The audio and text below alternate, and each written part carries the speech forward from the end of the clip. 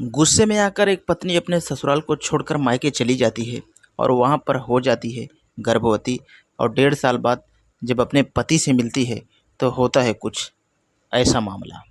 तो इस घटना को पूरा जानने के लिए वीडियो में इन तक बने रहें। नमस्कार दोस्तों, मैं जेपी पाल भोजपुरिया, आप देख रहे हैं जेपी पाल क्राइम। तो दोस्तों, आज की जो ये घटना है, यह घटना उत्तर प्रदेश के झांसी की है। झांसी का ये गांव पड़ता है जिसका नाम है डेली गांव। उस गांव के अंदर यह घटना घटित होती है। उस गांव के अंदर माखन कुशवाहा नाम का एक शख्स रहा करता है जो कि 50 साल के आसपास था। उसके साथ उसकी पत्नी सुपौती और उसके 2 बेटे हैं और उसकी एक बेटी है। बेटी जो कि बड़ी है, बेटी का नाम छाया है जो कि 28 साल के आसपास है और शादीशुदा है।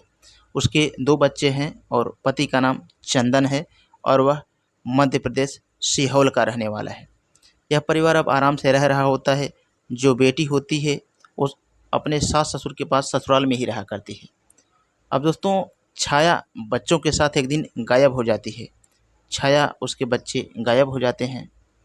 छाया की माँ सुपौती अपनी बेटी के पास फ़ोन करती है, लेकिन उसकी बेटी का फ़ोन स्विच ऑफ आता है। तो यहाँ पे अब चंदन कहता है कि तुम्हारी बेटी को तुम्हारे गांव के पास ही मैं छोड़ के आया, बच्चों को और तुम्हारी बेटी को। अब कुछ बात ही ऐसी हो गई थी। अब लेकिन जो दामाद होता है वो अपनी सास को बताया था कि हमारे और उसके बीच नोक झोंक हो गई थी, इसी के लिए मैं छोड़ के आ गया था। लेकिन माँ यह पूछती है कि तुम्हारे और उसके बीच क्या झगड़ा हुई है, वो हमें तो बताओ। लेकिन वह बार बार कहता है कि मैं तुम्हारे गांव में ही तुम्हारी बेटी को छोड़ के आया, अब मैं उसको नहीं जानता हूँ। माँ समझ जाती है कि इन दोनों के बीच में कुछ ना कुछ गड़बड़ जरूर है, क्योंकि यह साफ से बता नहीं रहा है। अब ये अपने दामाद को ऊपर आरोप लगाती है।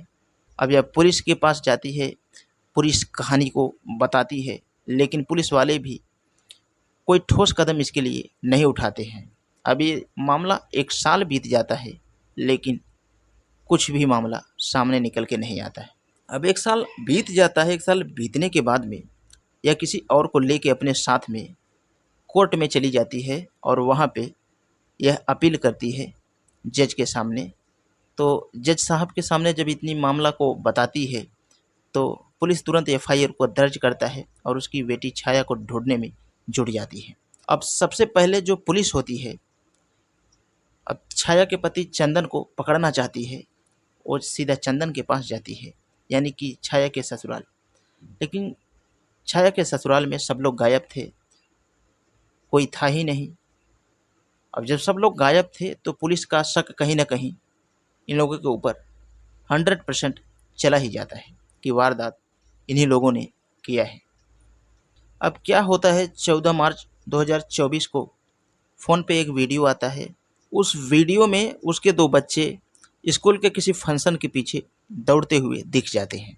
और वो अपने बच्चों को देखकर खुश हो जाता है, क्योंकि उससे पहले वो समझ रहा था कि उसके बच्चे और पत्नी शायद इस दुनिया में नहीं है। लेकिन वह इस वीडियो को देख के अब समझ चुका था कि हमारी पत्नी भी इस दुनिया में जीवित है। अब वह तुरंत पुलिस के सामने जाता है और यह वीडियो को पेश करता है कि साहब, ये देखिए, मेरे दोनों बच्चे और मेरी पत्नी भी इस दुनिया में शायद जीवित ही होगी। तो पुलिस अब चंदन को अपने साथ लेकर उसी स्कूल में पहुंचती है जहां पे फंक्शन हुआ था। अब स्कूल के टीचरों से पूछना शुरू करती है तो उनके माँ के बारे में किसी तरह से पता लग जाता है। अब यहाँ पे पुलिस को पता लग जाता है कि छाया ने किसी व्यक्ति से शादी कर लिया है और उसका भी एक बच्चा है, यानी जिससे वो शादी की है उसका एक बच्चा है, प्लस इसके पहले का 2 बच्चे थे। अब पुलिस छाया को पकड़कर उसको सख्ती से पूछना जब शुरू करती है तो छाया बताती है कि मुझे मुकेश साहू से प्यार हो गया था और उसी के साथ यह घर बसाकर शादी करके रहा करती है। उससे उसका एक बेटा भी पैदा हुआ था। वह बताती है कि मुकेश छाया के पिता के घर पर किराए का कमरा लेके रहा करता था और छाया कई बार अपने मायके जाती थी तो मुकेश से मुलाकात होती थी और मुलाकातों में ही छाया मुकेश के ऊपर मोहित हो जाती है, क्योंकि मुकेश की पत्नी कोरोना में उसकी मौत हो चुकी थी और उसका एक छोटा बच्चा भी था। अब पूरी दर्द भरी कहानी छाया को सुनाता है। छाया उसके ऊपर मोहित हो जाती है और उन दोनों के बीच प्यार हो जाता है। अब जो मुकेश होता है वह छाया को एक मोबाइल भी दे देता है। अब जब छाया अपने ससुराल जाती है अपने पति के पास, तो वहाँ से इससे बात भी किया करती थी।